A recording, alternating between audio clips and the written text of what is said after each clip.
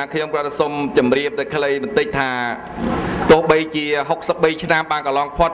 ក្រោមការត្រួតត្រារបស់អាណានិគមយួនប្រសង់និងប្រជារាស្ត្រខ្មែរកម្ពុជាក្រោមបានរស់នៅឆ្លងកាត់មហាសមុទ្រទុកយ៉ាងសែនវេទនាជាទីបំផុតប៉ុន្តែទង្វើដ៏ឃោរឃៅព្រៃផ្សាយទាំងនេះពុំបានធ្វើឲ្យប្រសង់និងប្រជារាស្ត្រខ្មែរកម្ពុជាក្រោមបញ្ឈប់ការតស៊ូដើម្បីការពារពូជសាសន៍របស់ខ្លួនឡើយ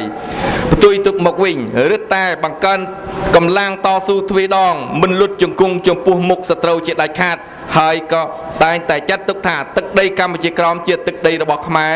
អាណានិគមបារាំងកាត់ទឹកដីខ្មែរឲ្យយួនគឺជាទង្វើខុសច្បាប់បើយើងនិយាយពីការតស៊ូយើងមិនត្រូវបំភ្លេចពីមហាវីរបុរសខ្មែរនៅដែនដីដល់ទន្លេមេគង្គគឺកម្ពុជាក្រោមនៅសតវត្សទី19នេះទេគឺអុកញ៉ាសឿនគុយដែលហ៊ានលះបង់ជីវិតឲ្យយួនកាត់កទាំងរស់ជាធ្នូរក្សាទុកនៅពុទ្ធសាសនាទំនៀមទម្លាប់ខ្មែរនៅកម្ពុជាក្រោមព្រះមហាវីរក្សត្រព្រះបាទអង្គឌួងបានដឹកនាំទ័ពដោយផ្ទាល់ព្រះអង្គបានទៅវាយយកដណ្ដើមទឹកដីកម្ពុជាក្រោមមកវិញនៅសតវត្សទី20មានវីរបុរសថៃគិនគឹមរីនិងថៃដែកត្រូវបានអាជ្ញាធរយួនកាត់ទោសប្រហារជីវិតដោយសារតែបានដឹកនាំប្រសង់តស៊ូទាមទារសិទ្ធិសេរីភាពនៅឆ្នាំ1976ព្រះមហាវីរៈសមណគឹមតុកចាងត្រូវបានអាជ្ញាធរយួនចាក់ថ្នាំធ្វើគុតនៅក្នុងពន្ធនាគារឆ្នាំ1987ដោយសារតែព្រះអង្គដឹកនាំចលនាប្រសង់និងប្រជារាស្ត្រខ្មែរសិក្សារៀនសូត្រអក្សរសាស្ត្រខ្មែរនិងការពារនៅទំនៀមទម្លាប់វប្បធម៌ខ្មែរនេះគ្រាន់តែជាការលើកយកមកឧទាហរណ៍តែប៉ុណ្ណោះនៅក្នុងមានព្រះវីរៈសមណវីរៈមហាក្សត្រវីរៈបរោះវីរៈនារីយុទ្ធជនយុទ្ធនារីជាច្រើនរូបផ្សេងទៀតនៅក្នុងរជ្ជកាលព្រះបាទព្រះករុណាព្រះមហាក្សត្រព្រះបាទសម្ដេចព្រះនរោត្តមសីហនុព្រះអង្គបានតស៊ូយ៉ាងសុទ្ធស្វែងដើម្បីបញ្ជាក់ឲ្យសហគមន៍អន្តរជាតិដឹងអំពីសិទ្ធិស្របច្បាប់របស់កម្ពុជានៅលើទឹកដីកម្ពុជាក្រោមនៅក្នុងរាជសារចុះថ្ងៃទី25ខែមិថុនា1945ព្រះអង្គបានបញ្ជាក់ប្រាប់អធិរាជជប៉ុនយ៉ាងច្បាស់អំពីសិទ្ធិរបស់កម្ពុជានៅលើដែនដីកម្ពុជាក្រោមរាជសារចុះថ្ងៃទី20ខែមករា1948បានប្រឆាំងដាច់ខាតចំពោះសំណើរបស់អធិរាជបៅដាយដោយបានស្នើសុំបារាំងបង្រួមទឹកដីយួនតែមួយគឺដែលភាសាយួនហៅថាកៃទាំង3នោះគឺគេចែកថាខាងលើខាងក្រោមនិងខាងកណ្ដាលលើគឺយួនហ្នឹងហើយកណ្ដាលគឺចម្ប៉ាក្រោមគឺកម្ពុជាក្រោមចង់បញ្ចូលទៅជាទឹកដីតែមួយតែបកគោណាលោកបានប្រឆាំងដាច់ខាតមិនទទួលយកទេដោយប្រាប់បារាំងថាយួនមិនមានយកដីណារួមទេយកដីខ្មែរអញ្ចឹងកុំឲ្យបារាំងទទួលស្គាល់រាជសារចុះថ្ងៃទី17ខែមីនាឆ្នាំ2005ព្រះមហាវីរក្សត្រព្រះបាទ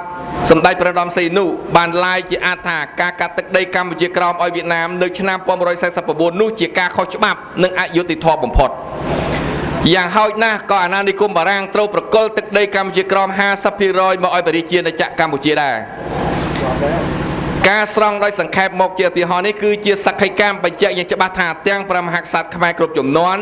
ទាំងប្រជារាស្ត្រខ្មែរម្ចាស់ទឹកដីស្ថិតនៅក្នុងកលៈទេសៈណាក៏ដោយក៏ពុំដែលបោះបង់ទឹកដីកម្ពុជាក្រោមចូលម្ដងណាឡើយបបិទ្ធប្រធេរានុធេរៈគ្រប់ព្រះអង្គជាទីគោរពសក្ការៈគណៈអធិបតីជាទីគោរពបងប្អូនរួមជាតិទាំងអស់ជាទីស្នេហាឆ្លៀតឱកាសដ៏វិសេសវិសាលថ្លៃថ្លានេះខ្ញុំប្រកាសណាខ្ញុំសូមគ្រប់អំពាវនាវប្រកាសណាគ្រប់អង្គបងប្អូនរួមឈាមទាំងអស់ប្រមេត្តានិងមេត្តារួបរวมសាមគ្គីគ្នាជាធ្លុងមួយក្នុងនាមជាបងប្អូនរួមឈាមខ្មែរក្នុងមហាគ្រួសារខ្មែរតែមួយដើម្បីបន្តវេននៃការតស៊ូពីពុទ្ធបរិសរបស់យើងក្នុងការការពារពូជសាសន៍សាសនាទំនៀមទម្លាប់វប្បធម៌អក្សរសាស្ត្រនិងប្រពៃណីខ្មែរនៅកម្ពុជាក្រោមឲ្យខាងតែបានបែកបាក់សាមគ្គីគឺស្លាប់រួមសាមគ្គីគឺរស់បើយើងមិនអាចទាមទារនៅអ្វីដែលបានបាត់បង់មកវិញទេយើងត្រូវរក្សាឲ្យបាននៅអ្វីដែលបុព្វបុរសរបស់យើងបានបន្សល់ទុកឲ្យយើង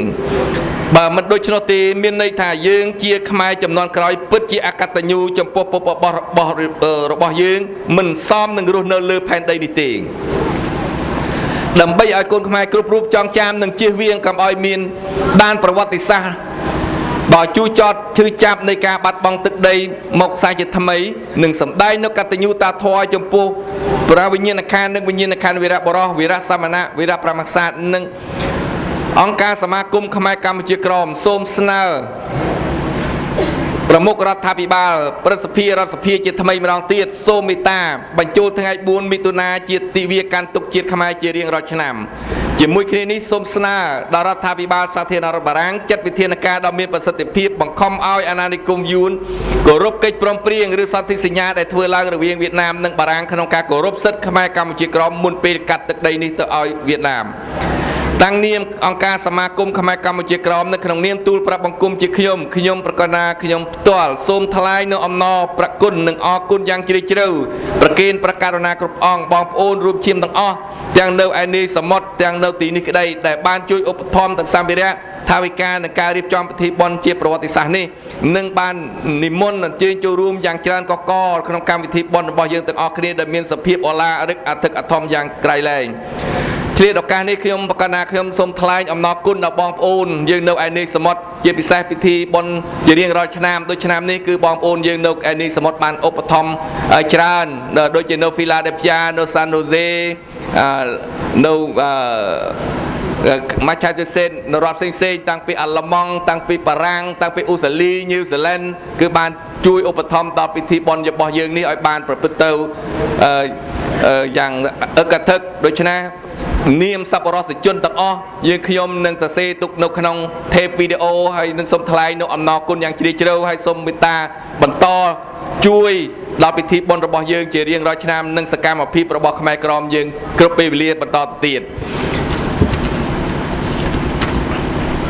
ដោយអធម្មនិយផលដែលកើតអំពីបុណ្យកតញ្ញូកតវិធីតាធននេះពីនេះទូលព្រះបង្គំយើងខ្ញុំសូមឧទ្ទិសកុសលទាំងនេះប្រគេនព្រះវិញ្ញាណក្ខន្ធព្រះវីរសមណាថ្វាយព្រះវិញ្ញាណក្ខន្ធអតីតព្រះមហាក្សត្រនិងជូនវិញ្ញាណក្ខន្ធវីរបុរសវីរនារីវីរយុទ្ធជនវីរយុទ្ធនារីខ្មែរស្នេហាជាតិទាំងអស់ដែលបានសោយសុខក្នុងសុគតិភពនិងសូមឧត្តមកតេស្នេហាជាតិដ៏ពិតប្រាកដរបស់ព្រះវីរសមណៈព្រះវីរមហាក្សត្រនិងវីរបុរសវីរនារីយុទ្ធជនយុទ្ធនារីស្ថិតក្នុងស្មារតីប្រជារាស្ត្រខ្មែរគ្រប់រូបកុំបីខានសូមព្រះបរមរាជានុញ្ញាតលើកព្រះរាជកុសលដ៏ថ្លៃថ្លានេះថ្វាយព្រះករុណាព្រះមហាវីរក្សត្រព្រះបាទសម្ដេចព្រះនរោត្តមសីហនុនិងសម្ដេចព្រះមហាក្សត្រីនរោត្តមមុនីនាថសីហនុនិងព្រះករុណាព្រះបាទសម្ដេចព្រះបរមនាថនរោត្តមសីហមុនីព្រះមហាក្សត្រនៃព្រះរាជាណាចក្រកម្ពុជាជាទីសក្ការៈដ៏ខ្ពង់ខ្ពស់បំផុត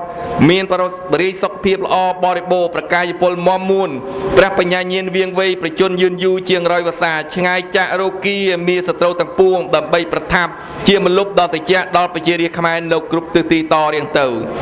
សូមប្រគេនពរព្រះករុណាគ្រប់អង្គជាទីសក្ការៈថ្វាយព្រះពរសម្ដេចស៊ីសុវត្ថិពងនារីមនីពងបរិតំណាងដល់ខ្ពង់ខ្ពស់នៃព្រះករុណាព្រះបាទសម្ដេចព្រះបរមនាថនរោត្តមសីហមុនីព្រះមហាក្សត្រនៃព្រះរាជាណាចក្រកម្ពុជានិងសូមគោរពជូនពរលោកជំទាវលោកឯកឧត្តមលោកស្រីបងប្អូនរួមឈាមទាំងអស់ប្រកបដោយពុទ្ធពរទាំង4ប្រការគឺអាយុវណ្ណៈសុខៈពលៈកំបីគ្លៀងគ្លាសូមអរព្រគុណសូមអរគុណតបបន្ទាប់ឈានចូលដល់ចំណាប់អារម្មណ៍របស់អង្គការសមាគមខ្មែរកម្ពុជាក្រោមដោយលោកកឹមស៊ីសំណាប្រធានលេខាធិការរដ្ឋានៃអង្គការសមាគមខ្មែរកម្ពុជាក្រោមចាសសូមគោរពអញ្ជើញខ្ញុំប្រកាសរណាសូមក្រាបថ្វាយបង្គំនមស្ការចំពោះប្រជុំ3នៃព្រះត្រៃរតន៍ជាទីសក្ការៈសូមថ្វាយបង្គំនិងគោរពដួងព្រះវិញ្ញាណក្ខន្ធវីរសមណៈវីរៈព្រះមហាក្សត្រគ្រប់ព្រះអង្គនិងវិញ្ញាណក្ខន្ធវីរបុរសវីរនារីព្រមទាំងអ្នកដែលបានបលិកាយថ្វាយជីវិតក្នុងបព្វហេតុជាតិខ្មែរទាំងមូលដោយក្តីនឹករលឹកសូមក្រាបថ្វាយបង្គំព្រះថេរានុថេរៈគ្រប់ព្រះអង្គជាទីសក្ការៈសូមគោរពដឹកអង្គម្ចាស់ក្សត្រីស៊ីសុវត្ថិពងនារីមុនីពងព្រះរាជតំណាងដ៏ខ្ពង់ខ្ពស់នៃព្រះករុណាព្រះបាទសម្ដេចព្រះបរមនាថនរោត្តមសីហមុនីព្រះមហាក្សត្រនៃព្រះរាជាណាចក្រកម្ពុជាជាព្រះអធិបតីដ៏ខ្ពង់ខ្ពស់សូមគោរពឯកឧត្តមលោកជំទាវលោកស្រីនិងភ្ញៀវកិត្តិយសជាតិអន្តរជាតិទាំងអស់ជាទីគោរពរាប់អានតាំងនាមអង្គការសមាគមខ្មែរកម្ពុជាក្រមនិងក្នុងនាមខ្ញុំប្រកាសរណាខ្ញុំបាទបតលស្ថិតក្នុងឱកាសនេះនិងការក្រោកឈរឡើងលើឆាកវេទិកានាពេលនេះមិនមែនជាទឹកចិត្តរីករាយហើយក៏មិនមែនជាឱកាសដោះបវរមហាប្រសើរសម្រាប់ទូលព្រះបង្គំខ្ញុំប្រកាសរណាខ្ញុំបាទនោះទេតែជាការក្រោកឈរឡើងដោយបង្ខំចិត្តនិងដោយក្តីក្រៀមក្រំចិត្តជាពន់ពេកណាស់ នេះដោយសារតែកាលពីថ្ងៃទី4ខែមិថុនាឆ្នាំ1949មកទឹកដីខ្មែរ1ភាគ3នៃព្រះរាជាណាចក្រកម្ពុជាបច្ចុប្បន្នគឺកម្ពុជាក្រមនោះត្រូវបានរដ្ឋាភិបាលវៀតណាមកាន់កាប់ប្រជាពលរដ្ឋខ្មែរក្រមរាប់លាននាក់ត្រូវនិរាសប្រត់ប្រាស់ពីក្រុមគ្រួសារខ្លះនិងរស់នៅដោយបាត់បង់សិទ្ធិសេរីភាពនៅលើទឹកដីកម្ពុជាក្រមខ្លះក្រោមការត្រួតត្រារបស់រដ្ឋាភិបាលវៀតណាមនិងវប្បធម៌ភាសាអក្សរសាស្ត្រសាសនាប្រពៃណីទំនៀមទម្លាប់ខ្មែរត្រូវបានរិចរិលក្នុងខណៈដែលរដ្ឋាភិបាលវៀតណាមកំពុងគ្រប់គ្រងអ្នកអង្គម្ចាស់ជាទីគោរពដ៏កំពង់ខ្ពស់ព្រះថេរានុថេរៈគ្រប់ព្រះអង្គជាទីសក្ការៈឯកឧត្តមលោកជំទាវលោកស្រីនិងភ្ញៀវកិត្តិយសជាតិអន្តរជាតិគ្រប់រូបជាទីគោរពរាប់អានដើម្បីបញ្ជាក់អំពីទឹកចិត្តដ៏ក្រៀមក្រំដោយដែលទូលប្រាក់បង្គំខ្ញុំប្រកាសរណាខ្ញុំបាទបានលើកឡើងខាងលើនោះទូលប្រាក់បង្គំខ្ញុំប្រកាសរណាខ្ញុំបាទសូមឆ្លៀតឱកាសថ្វាយប្រគេននិងសូមជូននៅរបាយការណ៍ខ្លះដែលគូសបញ្ជាក់អំពីអំពើអយុត្តិធម៌មកលើខ្មែរកម្ពុជាក្រមដែលអង្គការសមាគមខ្មែរកម្ពុជាក្រមយើងបានស៊ើបអង្កេតឃើញដូចតទៅ 1. អំពីជំនឿសាសនាខ្មែរកម្ពុជាក្រម 95% គោរពព្រះពុទ្ធសាសនាហើយបច្ចុប្បន្នមានវត្តនៅសល់តែជាង 500 វត្តមានព្រះសង្ឃជាង 10,000 អង្គនៅខេត្តមួយចំនួនក្នុងដែនដីកម្ពុជាក្រមវត្តព្រះពុទ្ធសាសនាខ្មែរត្រូវអាជ្ញាធរវៀតណាមវាយកំទេចឲ្យរៀបដល់ដីនិងគម្ពីរដីកាដុតខ្ទេចខ្ទីអស់ដូចជាខេត្តកំពង់ឫស្សីវៀតណាមហៅថាបៀនត្រែមានវត្តតែចំនួន 25 វត្តត្រូវរលាយសាបសូន្យទាំងអស់ដោយសារស្នាដៃអាជ្ញាធរវៀតណាមវត្តអារាមព្រះពុទ្ធសាសនាជាកន្លែងសម្រាប់ព្រះសង្ឃគង់នៅបួសរៀនគោរពប្រតិបត្តិនៅពុទ្ធវចនៈគឺជាកន្លែងរក្សានៅអត្តសញ្ញាណជាតិអរិយធម៌និងវប្បធម៌ទំនៀមទម្លាប់ប្រពៃណីរបស់ខ្មែរប្រសិនបើពុំមានវត្តដោយខេត្តកំពង់ឫស្សីទេនោះខ្មែរកម្ពុជាក្រមនឹងបាត់បង់នៅអត្តសញ្ញាណរបស់ខ្លួនចាក់ជាពុំខានម្យ៉ាងវិញទៀតកិច្ចការព្រះពុទ្ធសាសនានៅតាមវត្តនីមួយៗនៅទូទាំងដែនដីកម្ពុជាក្រមអាជ្ញាធរវៀតណាមបានលូកដៃចូលកិច្ចការផ្ទៃក្នុងយ៉ាងធ្ងន់ធ្ងរជាទីបំផុតដោយជាការសរសេរអក្សរវៀតណាមនៅលើជញ្ជាំងព្រះវិហារនិងក្លោងទ្វារវត្តព្រមទាំងត្រាប្រជាអធិការនៃវត្តនីមួយៗដែលពីដើមមកធ្លាប់មិនពុំធ្លាប់មានតតែសោះ 2. វិស័យអប់រំអក្សរសាស្ត្រខ្មែរនៅដែនដីកម្ពុជាក្រមដែលនៅតាមវត្តអារាមនិងភូមិនានាដូចជាសាលាបាលីរងខេត្តខ្លាំងសាលាវិទ្យាល័យសុរិយាប្រះត្រប៉ាំងក្នុងសម័យអាណានិគមបារាំងហើយកាលពីមុននិស្សិតខ្មែរកម្ពុជាក្រមដែលបានរៀនចប់នៅឯដែនដីកម្ពុជាក្រមបានមកបន្តការសិក្សានៅក្នុងព្រះរាជាណាចក្រកម្ពុជាដោយយកសញ្ញាបត្រត្រូវបានគេទទួលស្គាល់ផងដែរក្នុងរយៈកាល 63 ឆ្នាំនេះ 1949-2012 វិស័យអប់រំរបស់ខ្មែរនៅកម្ពុជាក្រមមានការប្រែប្រួលយ៉ាងរហ័សគឺសាលាវិទ្យាល័យសុរិយាប្រះត្រប៉ាំងត្រូវបានបិទទាំងស្រុងព្រោះនៅតាមភូមិនានាក៏ពុំមានសាលារៀនអក្សរសាស្ត្រខ្មែរទៀតទេមាននៅតាមវត្តអារាមតែមួយចំនួនតូចហើយរដ្ឋាភិបាលវៀតណាមមិនអនុញ្ញាតឲ្យនិស្សិតខ្មែរពីកម្ពុជាក្រមមកបន្តការសិក្សានៅលើទឹកដីនៃព្រះរាជាណាចក្រកម្ពុជាបានដូចពីមុនទៀតឡើយសូម្បីតែសៀវភៅគម្ពីរដីកាក្បួនខ្នាតខ្មែរពីបុរាណនៅតាមវត្តអារាម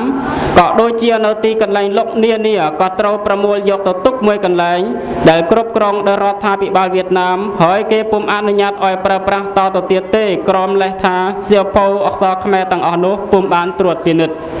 សពថ្ងៃនេះកុំថាឡាយដល់សៀវភៅសូម្បីតែក្រដាសសមួយសន្លឹកដែលមានអក្សរខ្មែរយកចេញពីកម្ពុជាទៅកម្ពុជាក្រមគឺពុំបានជាដាច់ខាតព្រោះនៅទីកន្លែងច្រកព្រំដែនវៀតណាមឆែកឆេនោះគេហាមមិនឲ្យយកអក្សរខ្មែរចូលទៅទឹកដីកម្ពុជាក្រមឡើយចំពោះអ្នកដែលចេះអក្សរខ្មែរភាគច្រើនគឺជាបុរសពីព្រោះពួកគេបានរៀនសូត្របានបួសរៀននៅក្នុងវត្តដោយឡែកស្ត្រីវិញពុំចេះអក្សរខ្មែរទេព្រោះគ្មានសាលារៀនសម្រាប់ស្ត្រីខ្មែរកម្ពុជាក្រមនៅតាមភូមិឡើយសពថ្ងៃនេះមានតែប្រហែល 5% មនុស្សម្នាក់ទោះជាជាតិសាសនាក៏ដោយប្រសិនបើមិនចេះអក្សរសាស្ត្រជាតិខ្លួនឯងនោះទេប្រៀបបីដូចជាមនុស្សពិការផ្នែកទាំងសងខាង 3. វិស័យសេដ្ឋកិច្ចជនជាតិខ្មែរភាគច្រើនជាកសិករពួកគេមិនប៉ិនប្រសប់ក្នុងការជួញដូរទេ ពីមុនខ្មែរកម្ពុជាក្រមមានជីវភាពធូរធារណាស់ពីព្រោះមានដីស្រែចម្ការច្រើនប៉ុន្តែក្រោយថ្ងៃរំដោះ30មេសាឆ្នាំ1975មករដ្ឋាភិបាលវៀតណាមមានវិធានការមកលើខ្មែរកម្ពុជាក្រមជាបន្តមានដូចជាការរឹបអូសយកដីធ្លីស្រែចម្ការពីជនជាតិខ្មែរកម្ពុជាក្រមយកទៅចែកដល់ប្រជាពលរដ្ឋវៀតណាមដោយពុំមានជាសំណងណាមួយឬការដោះដូរឲ្យសមស្របសម្រាប់ជនជាតិខ្មែរកម្ពុជាក្រមទេដោយពួកគេយកលេសថាដើម្បីអភិវឌ្ឍម្ល៉េះហើយសពថ្ងៃនេះជនជាតិខ្មែរកម្ពុជាក្រមធ្លាក់ខ្លួនក្រធ្វើជាកម្មករស៊ីឈ្នួលឲ្យវៀតណាមប្រត់ប្រាស់ក្រុមគ្រួសារចាក់ចូលភូមិឋានទៅធ្វើជាកម្មករនៅគ្រប់ទីកន្លែងទាំងអស់គឺមានឱកាសបានចូលសិក្សារៀនសូត្រនិងរក្សាប្រពៃណីទំនៀមទម្លាប់ពងសាវតាអក្សរសាស្ត្រខ្មែរទេ 4. អំពីសង្គមគិច្ចនិងនយោបាយខ្មែរកម្ពុជាក្រមធ្លាប់បានកាប់ឈើជាការព្រៃការពារបរណភាពទឹកដីដូនតារបស់ខ្លួនមុនសម័យបារាំងធ្វើអាណានិគមនិងក្នុងពេលបារាំងកំពុងធ្វើអាណានិគមព្រមទាំងក្នុងពេលដែលវៀតណាមបាននឹងកំពុងធ្វើអាណានិគមមានន័យថាខ្មែរកម្ពុជាក្រមបានចូលរួមធ្វើការតស៊ូការពារមាតុភូមិគ្រប់កាលៈទេសៈ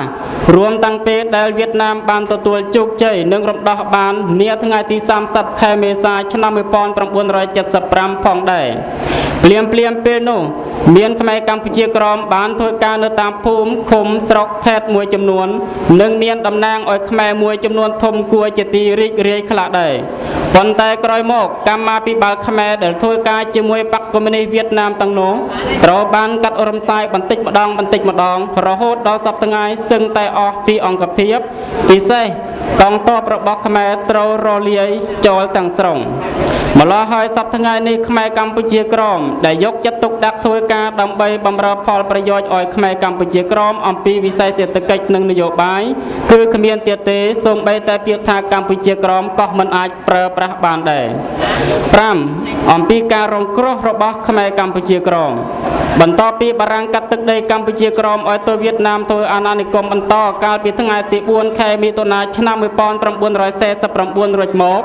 ខ្មែរកម្ពុជាក្រមបានជួបឧបសគ្គនិងទុក្ខវេទនាព្យុះសង្គ្រាមគ្រប់កាលៈទេសៈរាប់ពាន់រាប់ម៉ឺនជំពូកក្នុងនោះរួមមានការប្រមូលខ្មែរឲ្យចូលប្រជុំនៅក្នុងឃ្លាំងស្រូវនាឆ្នាំ1958នៅខេត្តឃ្លាំងហើយត្រូវវៀតណាមចាត់សាំងដុតទាំងរស់ស្លាប់រាប់ពាន់ណាត់រដ្ឋាភិបាលវៀតណាមបានចាក់បង្ខំឲ្យប្រសង់ទៅធ្វើទីហ៊ាននាអំឡុងឆ្នាំ1970ដល់ឆ្នាំ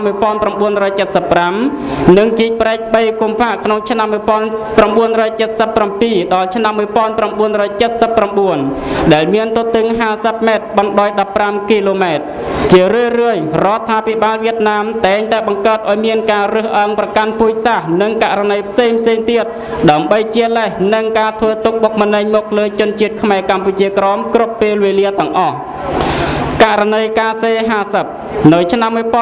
1985ដល់ឆ្នាំ1988វៀតណាមបានបង្កើតករណីមួយឈ្មោះថាការសេ50ចំពោះករណីនេះមានសកម្មភាពខ្លាំងក្លាជាទីបំផុតដោយវៀតណាមបានចោទមេដឹកនាំខ្មែរនិងប្រជាពលរដ្ឋខ្មែរព្រមទាំងប្រសង់ដែលចេះអក្សរសាស្ត្រខ្មែរបានធ្វើជាអាចារ្យឬគ្រូបង្រៀនខ្មែរបន្តិចបន្តួចនៅតាមភូមិឃុំស្រុកត្រូវបានវៀតណាមចោទថាជាពួកក្បត់បាក់ហើយវៀតណាមចាប់ប្រមូលអ្នកទាំងអស់នោះយកទៅដាក់ពន្ធនាគារធ្វើទារុណកម្មយ៉ាងព្រៃផ្សៃជាទីបំផុតដែលមិនអាចរៀបរាប់បានលើពីនេះទៀតវៀតណាមយកមេដឹកនាំខ្មែរកម្ពុជាក្រមកំពុងជាប់ពន្ធនាគារឲ្យដើរអាននៅលិខិតដែលវៀតណាមសរសេរតាមចិត្តចង់បានគឺតម្រូវឲ្យមេដឹកនាំខ្មែរកម្ពុជាក្រមទាំងអស់នោះអានលិខិតនៅមុខមហាជនហើយឲ្យឃើញថាមេដឹកនាំដើម្បីឲ្យឃើញមេដឹកនាំខ្មែរកម្ពុជាក្រមបានក្បត់នឹងបាក់ពិតប្រាកដមែនលើក្រោយមកគេបានធ្វើទារុណកម្មលើប្រសង់និងប្រជាពលរដ្ឋខ្មែរដែលមានចំនួន 3000 ទៅ 4000 នាក់រហូតបានបណ្ដាលឲ្យមានអ្នកខ្លះស្លាប់ក្នុងពន្ធនាគារនិងមានអ្នកខ្លះរងរបួសយ៉ាងដំណំដោយសារការធ្វើទារុណកម្មហើយមានអ្នកខ្លះទៀតបាត់បង់ការចងចាំនិងអ្នកខ្លះទៀតរត់គេចខ្លួនឆ្លងកាត់តាមកម្ពុជាទៅប្រទេសថៃលើរយៈពេល4ទៅ5ឆ្នាំក្រោយមកបកនឹងរដ្ឋាភិបាលវៀតណាមបានចេញសារាចរណ៍លេខ19 KSDT TA PA ចុះថ្ងៃទី7 ខែមករាឆ្នាំ 1988 ដោះលែងអ្នកដែលជាប់ពន្ធនាគារទាំងនោះឲ្យមានសិទ្ធិសេរីភាពឡើងវិញហើយរដ្ឋាភិបាលវៀតណាមបានធ្វើជាដល់សុំទោសប្រជាពលរដ្ឋខ្មែរតាមភូមិឃុំស្រុកនៅតំបន់ដែលមានខ្មែររស់នៅច្រើនដោយយកហេតុផលថាអ្វីៗកន្លងមកគឺបាក់នឹងរដ្ឋាភិបាលវៀតណាមមិនបានដឹងទេទង្វើទាំងអស់មកលើខ្មែរគឺជាទង្វើរបស់អាជ្ញាធរខេត្តដូច្នេះសូមប្រជាពលរដ្ឋខ្មែរកុំមានការភ័ន្តច្រឡំនិងអាក់អន់ស្រពន់ចិត្តជាមួយបាក់នឹងរដ្ឋាភិបាលវៀតណាមសូមឲ្យយើងទាំងអស់គ្នាបំផ្លិចចោលឲ្យអស់ទៅដូច្នេះករណីការសេហាស័ព្ទដែលវៀតណាមបានបង្កើតឡើងសម្រាប់ខ្មែរហើយដល់សុំទោសយករួចខ្លួនតើនៅលើពិភពលោកយើងនេះមានប្រទេសណាដូចវៀតណាមដែរឬទេចម្លើយដោយខ្លីគឺថាគ្មានទេករណីប្រសង់9អង្គនៅខេត្តឃ្លាំងថ្ងៃទី22 ខែកុម្ភៈឆ្នាំ 2007 រដ្ឋាភិបាលវៀតណាមបានចាត់ប្រសង់ខ្មែរកម្ពុជាក្រមចំនួន9អង្គសឹកនៅខេត្តឃ្លាំងដោយចោទប្រកាន់ពីបទចូលរួមធ្វើបាតុកម្មប្រសង់ដែលត្រូវចាប់សឹកទាំង9អង្គនោះរួមមាន1ភិក្ខុគឹមមឿនកុងនៅវត្តតាសេកខេត្តឃ្លាំង2ភិក្ខុលីវាងកុងនៅវត្តសំរងខេត្តឃ្លាំង3ភិក្ខុលីសឿងកុងនៅវត្តទឹកប្រៃខេត្តឃ្លាំង4ភិក្ខុថាច់ធួងកុងនៅវត្តទឹកប្រៃខេត្តឃ្លាំង5ភិក្ខុតាច់ដឺកុងនៅវត្តសេរីតាសេកខេត្តឃ្លាំង6ភិក្ខុលីទុញផុងកុងនៅវត្តសំរងខេត្តឃ្លាំង7ភិក្ខុលីថាញ់ស៊ុយកុងនៅវត្តទឹកប្រៃខេត្តឃ្លាំង8ភិក្ខុថាច់ស្វឹងហៀងកុងនៅវត្តសេរីតាមឿនខេត្តឃ្លាំង9ភិក្ខុតាំងថេនកុងនៅវត្តសេរីតាមឿនខេត្តឃ្លាំង